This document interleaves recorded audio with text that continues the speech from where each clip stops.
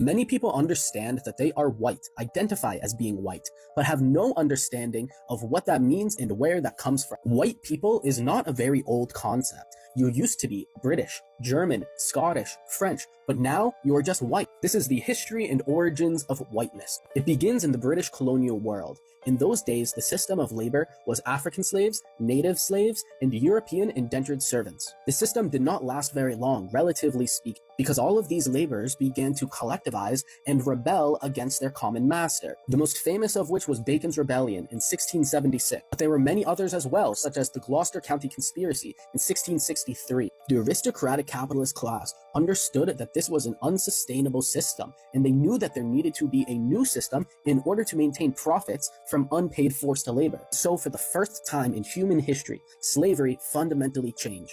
Before this point in history, a person would become a slave for two main reasons. The first being economic poverty. When someone was poor and they would go into debt, oftentimes they would become a slave.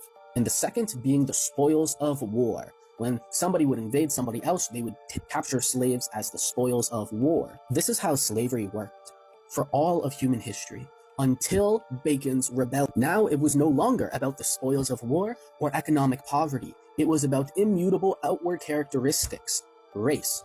And this is how whiteness was created. The original meaning of whiteness was to distinguish between freedom and slavery. But the history of whiteness did not end there. It continued to change and develop over time in order to maintain the racial caste system for which it was created. To demonstrate this, let's look back at the writings of Benjamin Franklin, founding father, in the face on the $100 bill. This is the writing of Benjamin Franklin, and we can very clearly see that he thought that Swedish people and German people were not white. Now, this obviously seems very strange to us today. The idea that people of Swedish origin are not white, like that sounds silly, right? Well, the concept of whiteness has changed and developed over time, and it has become more inclusive in order to maintain that racial caste system and keep people of color down. So you see, instead of just having the violence of forcing people to do unpaid labor, you now introduce a social aspect as well, a societal aspect that enforces slavery. Lyndon B. Johnson, President of the United States, who signed the Civil Rights Act, said this: "If you convince the lowest white man he's better than the best man of color, he won't notice you're picking his pocket. Hell, give him somebody to look down on and he'll empty his pocket for you."